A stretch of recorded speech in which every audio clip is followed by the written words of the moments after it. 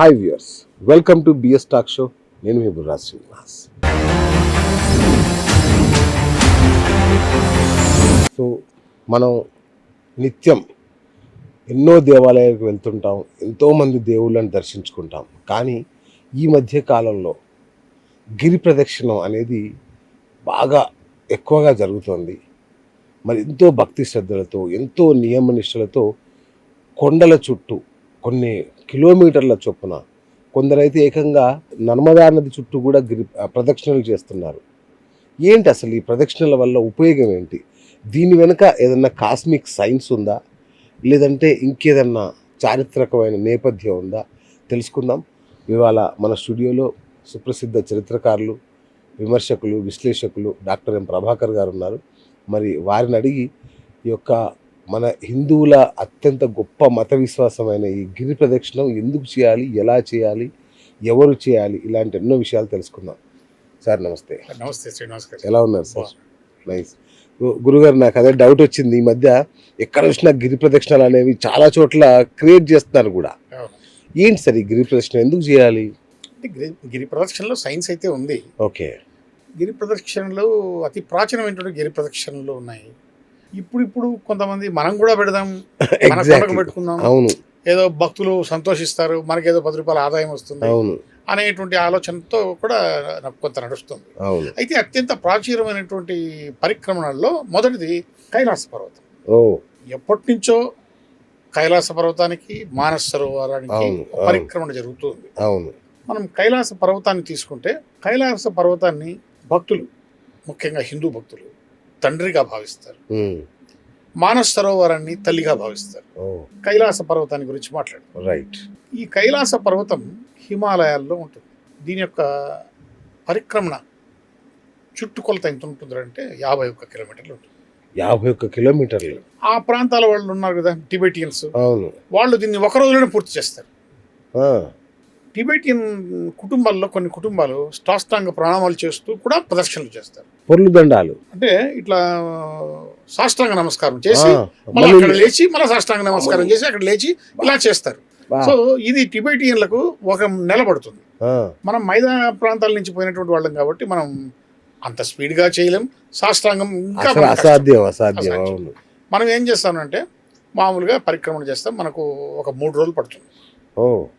ఇది 50 కిలోమీటర్లు. అంటే ఒక రాత్రి ఒక చోట విశ్రమిస్తాం, రాత్రి విశ్రమిస్తాం. తార్చెన్ అనేటువంటి ప్రాంతంలో మొదలైనటువంటి ఈ యొక్క పరిక్రమణ తిరిగి మళ్ళీ తార్చెన్ దగ్గర ఆగుతుంది. సో అక్కడికి పరిక్రమణ కంప్లీట్ అయినట్లు అనమాట. సో ఈ విధంగా కైలాస పర్వతానికి మనం పరిక్రమణ చేస్తాం. ఇందులో ఇన్నర్ కోర అంటే అంతర్గత ప్రదక్షిణ, ఔటర్ కోర బాహ్య ప్రదక్షిణ అనేటువంటి 2 రకాలు. ఈ బాహ్య ప్రదక్షిణలు మనం మామూలు సామాన్యమైనటువంటి వ్యక్తులు చేసుకోవచ్చు. ఈ మనం తిరుగుతూ పోతూ ఉంటే ఈ 51 కిలోమీటర్లు దారిలో వచ్చేటువంటి కొండలు, కోనలు, మఠాలు ఇవన్నీ చూసుకుంటూ పోవచ్చు. ఓకే. ఈ ఔటర్ కోర, ఇన్నర్ కోర అనేటువంటి దీనికి వచ్చేసరికి 13 మార్లు ఎవరైతే బాహ్య ప్రదక్షిణలు చేస్తుంటారో 13 మార్లు వారు మాత్రమే ఈ యొక్క అంతర్గత ప్రదక్షిణ చేయడానికి అర్హులని శాస్త్రాలు చెప్తున్నాయి. అయితే ఈ ఇన్నర్ కోర ప్రదక్షిణ చేస్తే ఏమవుతుందంటే కైలాస గర్భద్వారం చూడొచ్చు, ఒక నంది పర్వతానికి ప్రదక్షిణ పూర్తి అయినట్టుగా తెలుస్తుంది. ఇది ఒక కొంచెం కష్టమైనటువంటి కార్యక్రమం. అయితే మనము ఈ ప్రదక్షిణ మార్గంలో మనకు దాదాపు 8 బౌద్ధ మఠాలు కనిపిస్తాయి. అలాగే 3 ప్రదేశాల్లో బౌద్ధుని పాదముద్రలు శిలల పైన కలిగి ఉంటాయి. ఇవన్నీ మనం చూడొచ్చు. ఇది అత్యంత ప్రాచీనమైనటువంటి. తర్వాత మానస సరోవరం, ఈ మానస సరోవరం దాదాపు 105 కిలోమీటర్లు, ఇంకా ఎక్కువ. కానీ ఇది ప్లెయిన్ ల్యాండ్. అంటే సరోవరం చుట్టూ తిరగడమే. 105 కిలోమీటర్లు అయినా కూడా సరోవరం చుట్టూ తిరగడమే. కాబట్టి ప్లెయిన్ ల్యాండ్ కాబట్టి సామాన్య భక్తులకు ఈ పరిక్రమణ చేయడం 2 రోజులే పడుతుంది. 2 రోజులు 105 కిలోమీటర్లు తిరగచ్చు. ఎలా సాధ్యం? అవును, అది ప్లెయిన్ ల్యాండ్ కాబట్టి. అదేంది కైలాసం అనేసరికి ఎగుళ్ళు దిగుళ్ళు మొత్తం మంచు కదా సార్, ఎట్లా చేస్తారు సార్? సాధ్యం. అది కొంత కష్టమే. కదా? అయితే ఈ మానస సరోవరం యాత్ర కానివ్వండి, పరిక్రమణ కానివ్వండి, కైలాస పర్వతం పరిక్రమణ కానివ్వండి, శీతాకాలంలో చేస్తారు లేదా వసంత ఋతువులో చేస్తారు. ఓడి అబ్బ. అవునా? మీకు జనాభా ఆ భక్తుల యొక్క సమూహాలు మీకు ఆ సమయాల్లో బాగా కనిపిస్తాయి. ఓకే. సో ఆ విధంగా మానస సరోవర పరిక్రమణ చేయడం జరుగుతుంది. ఓకే. ఈ మానస సరోవర పరిక్రమణ చేసేటప్పుడు ఆ ప్రదేశంలో ఆ సరోవరం చుట్టూ సూర్యుడి శక్తి చేతనావస్థ స్థితిలో ఉంటుంది. దానివల్ల నీకు ఆధ్యాత్మిక ఎదుగుదల వస్తుంది. ఓ. నీలో ఆధ్యాత్మికమైనటువంటి అనేకమైనటువంటి మార్పులు వస్తాయి. దీనివల్ల ఈ యాత్ర ముగిసేసరికి నీలో నీ మానసికంగా కానీ భౌతికంగా కానీ అనేకమైనటువంటి మార్పులు సంభవిస్తాయి. ఓకే. తర్వాత మరొక చిన్న విషయం మర్చిపోయాను. సరే. మానస సరోవరం మన తూర్పుగోదావరి జిల్లాలో ఏనుగు మహల్ అని ఒక గ్రామం ఉంది. ఆ గ్రామంలో ఒక స్వామి ప్రణవానంద అని ఒక ఆయన ఉండేవాడు. ఆయన చాలా కాల క్రితం ఎటువంటి సౌకర్యాలు లేనిటువంటి సమయంలో 25 మార్లు మానస సరోవర ప్రదక్షిణ చేశాడు. మహానుభావుడు. ఆయన అద్భుతమైనటువంటి కర్మ జీవితాన్ని, కర్మ వీరుడిగా అద్భుతమైనటువంటి జీవితాన్ని చాలా నిరాడంబరంగా బ్రతికాడు. Great great. అది ఒకటి. రైట్. సో గురుగారు, ఇంకొకటి గోవర్ధనగిరి ప్రదక్షిణ. సో మనకు తెలుసు శ్రీకృష్ణుడు తన చిటికన వేలుతో గోవర్ధనాన్ని ఎత్తడం, ఆ గ్రామాన్ని కాపాడడం, ఇవన్నీ మనకు తెలుసు. అలాంటి గోవర్ధనగిరి ప్రదక్షిణ ఎందుకు చేయాలి, ఎందుకు చేస్తున్నారు? ఇది కూడా చాలా ప్రాచీన కాలం నుంచి. ఎంత ప్రాచీన ఎప్పటి నుంచి ఉంది? గోవర్ధన ఈ ద్వాపర యుగం నుంచి గోవర్ధనగిరి పర్వతం యొక్క పరిక్రమణ అవునా? నడుస్తుంది. ద్వాపరం నుంచి నడుస్తుందా? ఓ. ఇక్కడ ఏంటంటే ఉత్తరప్రదేశ్లో మధురకు దగ్గరగా ఈ గోవర్ధనగిరి పర్వతం మనకు కనిపిస్తుంది. ఓకే. అయితే కృష్ణుడి లీలలలో, దైవ లీలలో భాగంగా ఈ పర్వతం స్వర్గలోకం నుంచి భూలోకం వచ్చిందని చెప్తారు. అచ్చా. అయితే ఒక రాక్షస మాయ వల్ల విపరీతమైన తుఫాను, వర్షాలు కారణంగా గోకులం అంతా అల్లకల్లోలమై అతలాకుతలం అవుతున్నటువంటి సమయంలో శ్రీకృష్ణుడు ఆ యొక్క గోవర్ధనగిరి పర్వతాన్ని ఎత్తి 7 రోజులు తన వేలి మీద నిలబెట్టి ఆ గోకులంలో ఉన్నటువంటి ప్రజలను, గోవులను అన్నిటినీ కాపాడడం జరిగింది. సో అక్కడ ప్రజలు, ఇతర ప్రాంత ప్రజలు కూడా గోవర్ధనగిరి పర్వతాన్ని శ్రీకృష్ణుడి అవతారంగా భావిస్తారు. దానివల్ల ఆ యొక్క గోవర్ధనగిరి పర్వతానికి ప్రదక్షిణ చేస్తారు.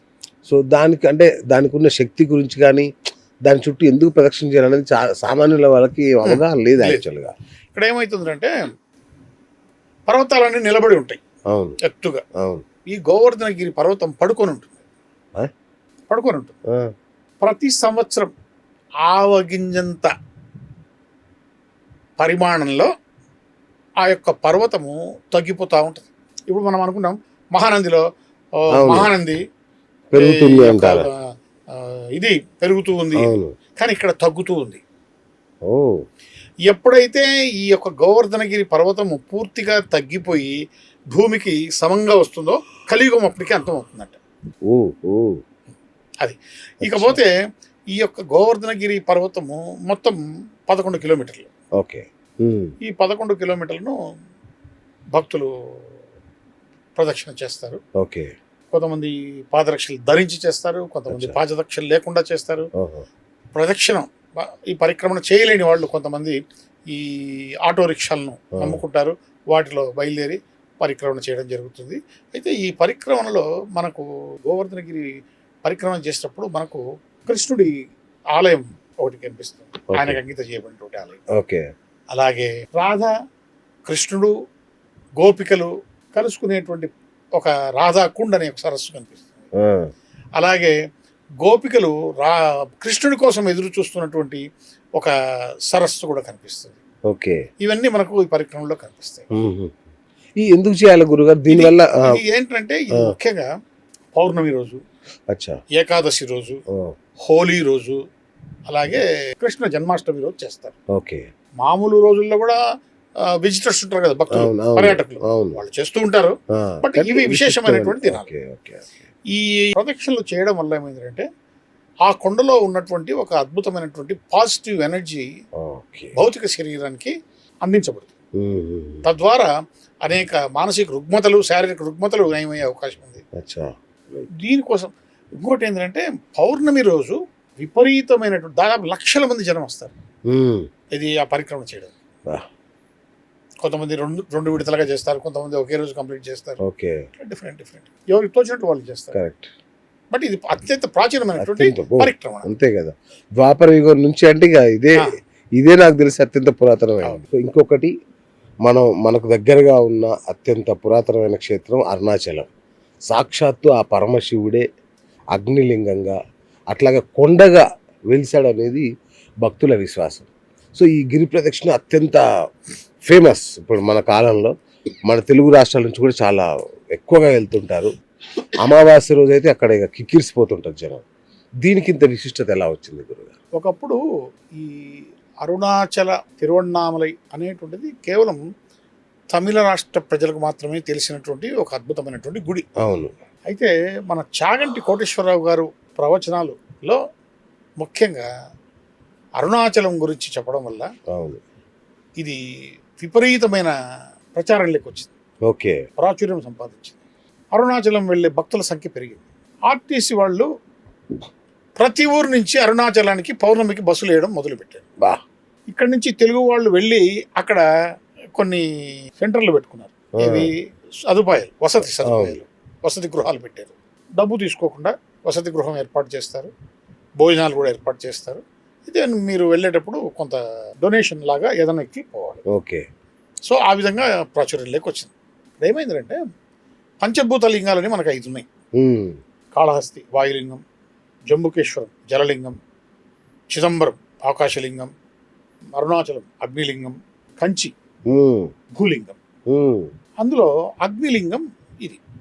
అసలుకు నువ్వు అరుణాచలం సిటీలోకి ఎంటర్ అవుతూనే నీకు ఒక విధమైనటువంటి వేడి తగులుతుంది.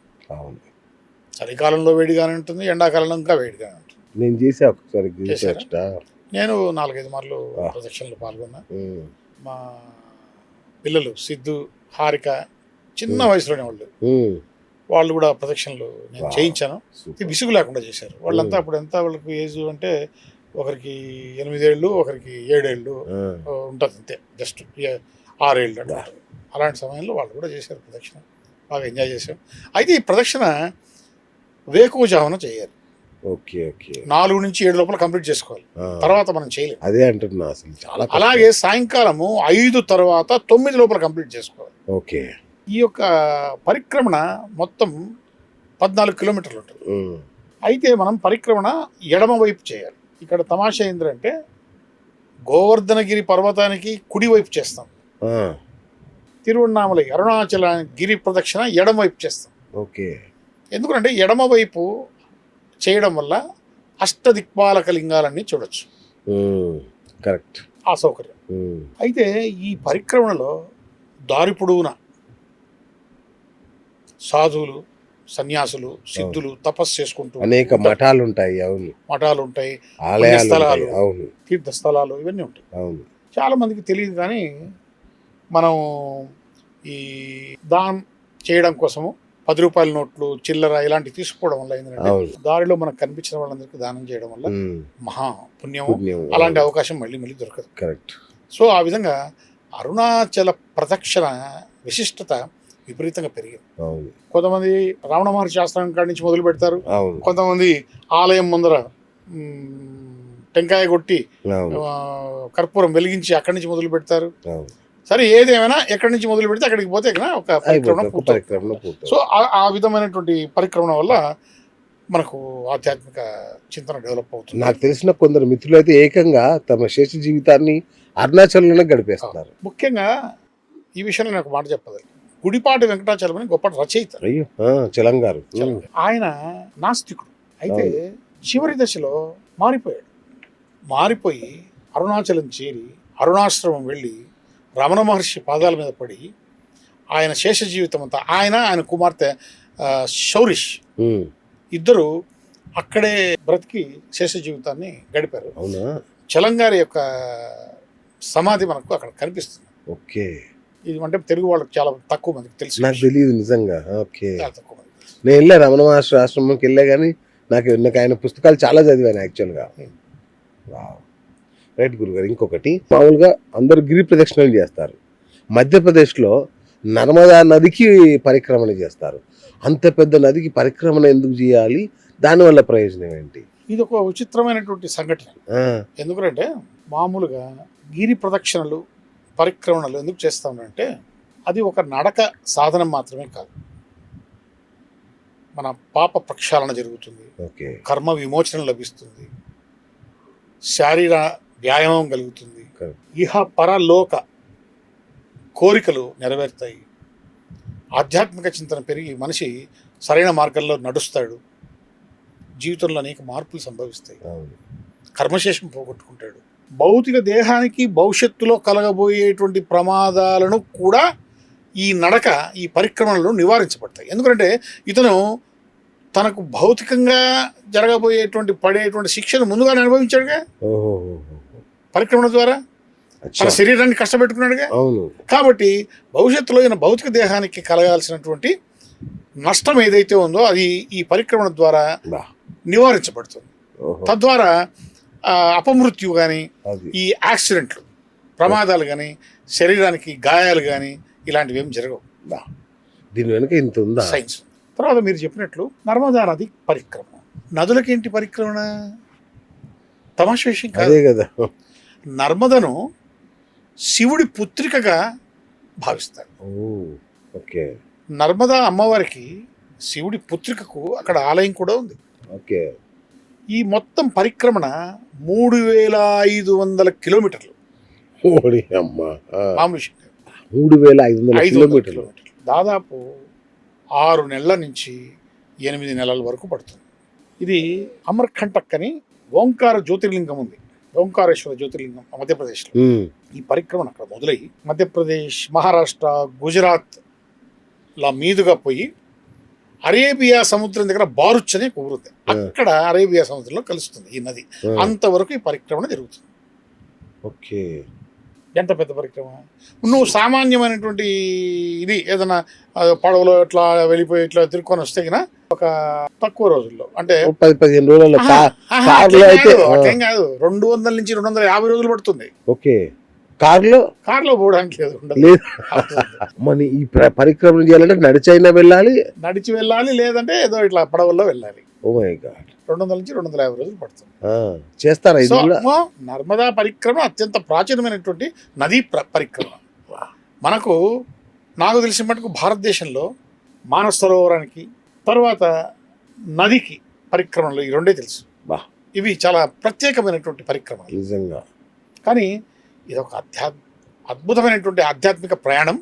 ఈ ప్రయాణం ద్వారా మనకు అద్భుతమైనటువంటి ఆధ్యాత్మిక అనుభవాలు ఎదురవుతాయి, అనుభవాలు సంపాదించుకోగలుగుతాం సంవత్సరం. కానీ ఆ యాత్రలు, ఆ పరిక్రమణ చేసే భాగ్యాన్ని భగవంతుడు నీకు ఇవ్వాలి, లేకపోతే చేయలేము. నీ దగ్గర ఎంత డబ్బునే చేయలేము. నిజం.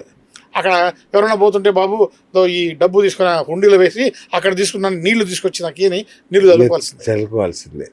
నువ్వు అంత పరిక్రమణ చేయలేవు. ఎవరు చేస్తారు సంవత్సరం పాటు? మరొక చిన్న విషయము, ఈ నర్మదా నది పరిక్రమణను మొట్టమొదట చేసిన వారు మార్కండేయ ఋషి.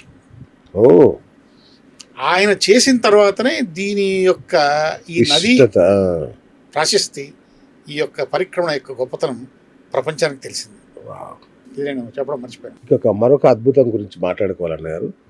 ఈ మహారాష్ట్రలో పండరీపూర్ యాత్ర, ఇది నిజంగా ఒక అద్భుతం. అడుగడుగున ఆ విఠల నామస్మరణ, ఆ భజనలు చేసుకుంటూ అనేక రోజుల పాటు యాత్ర చేస్తారు. నాకు ఇందులో ఆశ్చర్యం అనిపించింది ఏంటంటే, భక్తులకు అలుపు రాదా ఇందులో? ఏంటి అసలు దీని విశిష్టత?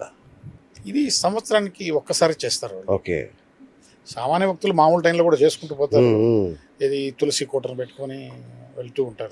బట్ ప్రధానంగా ఏంటంటే ఈ జూన్ జూలై మాసంలో, జ్యేష్ఠ మాసం బహుళ సప్తమిలో మొదలై ఆషాఢ మాసం ఏకాదశిలో ఇది ముగుస్తుంది. ఓకే. ఏకాదశి రోజు స్వామివారిని దర్శనం చేసుకుంటాం. ఇది దాదాపు 250 కిలోమీటర్లు ఈ యాత్ర. ఇది పరిక్రమణ కాదు, యాత్ర. అవును. ఈ యాత్ర తుకారాం మహారాజ్, జ్ఞానేశ్వర్ మహారాజ్, అనేటువంటి వాళ్ళ నివాస ప్రదేశాలు ఉన్నాయి. భక్త తుకారాం అని Yes. మన సినిమా అదేనా? ఓకే ఓకే దేహు, అళంది అని పట్టణాలు. ఆ పట్టణాల్లో మొదలవుతుంది ఓకే. యాత్ర. జూన్ జూలై మాసం 250 కిలోమీటర్లు. 20 రోజులు నడుస్తుంది. 20 రోజులు కంప్లీట్ అయిపోయింది. భక్త తుకారం, జ్ఞానేశ్వర్ మహారాజులు పల్లకీళ్ళు ఊరేగించుకుంటూ పండరీపురానికి తీసుకెళ్తారు. ఓకే. మీరు చెప్పినట్లు ఇంకా దారి పొడవునా భజనలు, పాటలు, భక్తి గీతాలు, పాండురంగ నామస్మరణ జరుగుతూనే ఉంటుంది. సేవా కార్యక్రమాలు నడుస్తూ ఉంటాయి. ప్రజలు స్వచ్ఛందంగా వీళ్లకు కావాల్సినటువంటి ఈ ఆహార పానీయాలు అందజేస్తూ ఉంటారు. ఓకే. ఆ విధంగా జరుగుతుంది. ఇది ఒక అద్భుతమైనటువంటి ఆధ్యాత్మిక యాత్ర. ఏంటి సార్ ఆ పాండురంగడి మహత్యం ఏంటి అసలు? అది లోకల్, ఆయన శ్రీ మహావిష్ణువు అవుతారు. అచ్చా. శ్రీ మహావిష్ణువు అవుతారు. ఓకే. సో ఆ లోకల్గా ఉన్నటువంటి ప్రజలు, ఇది కూడా అత్యంత ప్రాచీనమైనటువంటి ఆలయం, ప్రాచీనమైనటువంటి యాత్ర కూడా. ఓకే. ముఖ్యంగా బయట వ్యక్తులు, అంటే మహారాష్ట్రలోని బయట వ్యక్తుల కంటే కూడా మహారాష్ట్ర లోకల్ ప్రజలకు ఈ యాత్ర గురించి బాగా తెలుసు.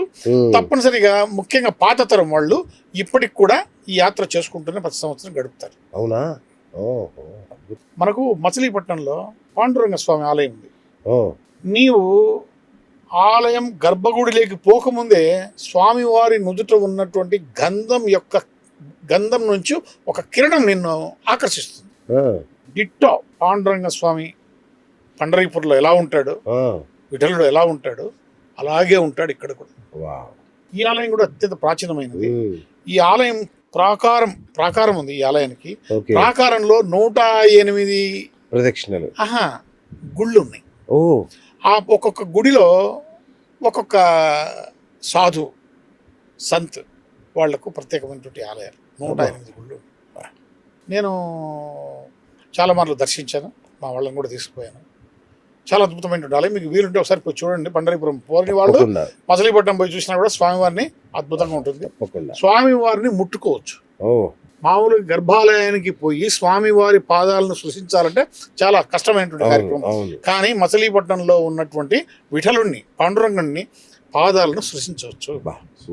ఖచ్చితంగా ఆయన్ను అత్యంత సమీపంగా చూడొచ్చు. అద్భుతం.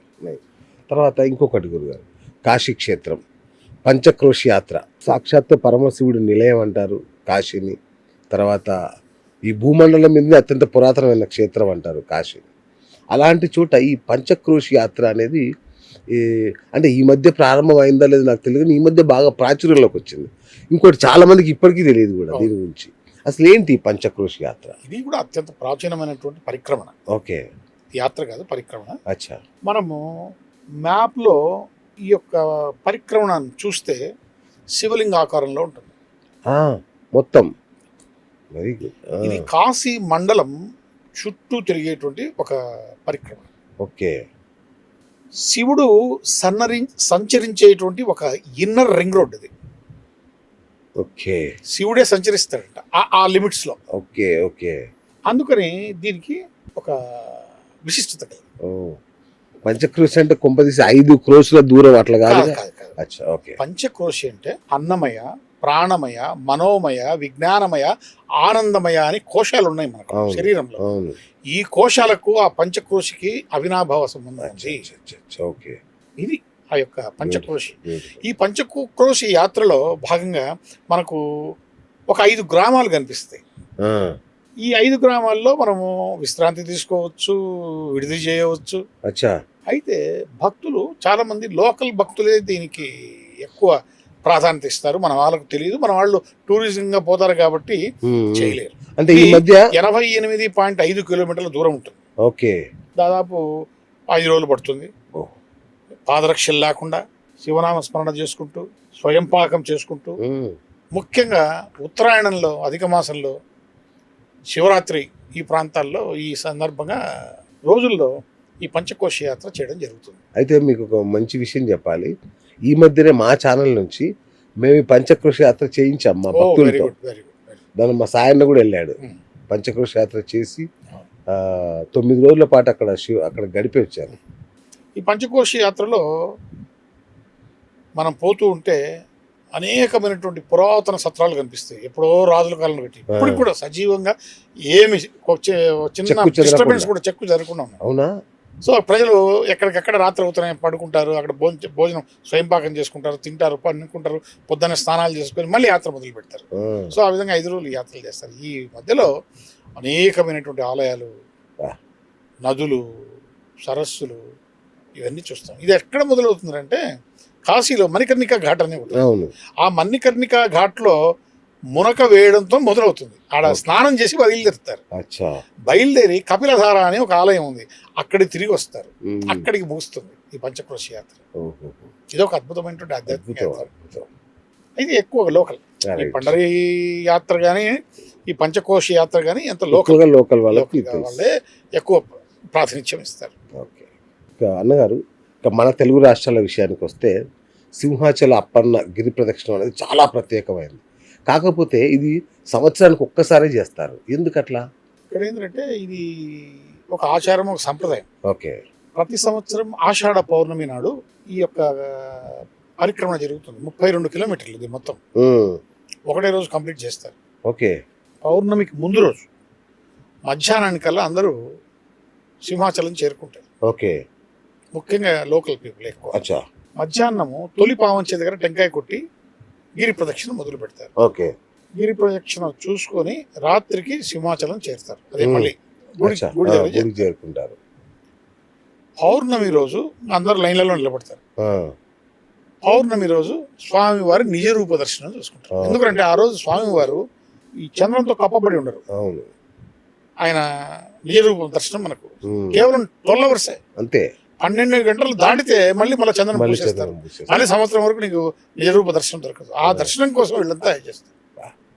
ఈ ఆలయం అనువంశిక ధర్మకర్త పూసపాటి అశోక్ గజపతిరాజు ఈ యొక్క పరిక్రమను టెంకాయ కొట్టి ప్రారంభిస్తారు. ఓకే. సో ఆ విధంగా ఈ పరిక్రమణ జరుగుతుంది. దారిలో భక్తులకు నీళ్లు పాకెట్లు, మజ్జిగ పాకెట్లు, పులిహోర పాకెట్లు ఇవన్నీ ఇస్తారు. స్వచ్ఛందంగా సేవ చేసిన చాలా సంస్థలు సో ఆ విధంగా చేస్తారు. ఈ పరిక్రమలో భాగంగా స్వామివారి పూలరథం ఒక ప్రత్యేకమైనటువంటి అట్రాక్షన్. ఆ పూలరథం కూడా వీరితో పూలరథం వెంబడి ఈ లక్షలాది మంది ప్రజలు తిరుగుతారు. ఓకే. అక్షయ తృతీయ నాడు ఈ కార్యక్రమం అంతా జరుగుతుంది. మేజర్గా అక్షయ తృతీయ నాడు జరుగుతుంది. ఈ ప్రదక్షిణ కూడా ఎక్కువగా లోకల్ పబ్లిక్. ఎందుకు ఒక్కసారి ఎందుకు చేస్తారు గురుజీ? రోజు చేస్తారు.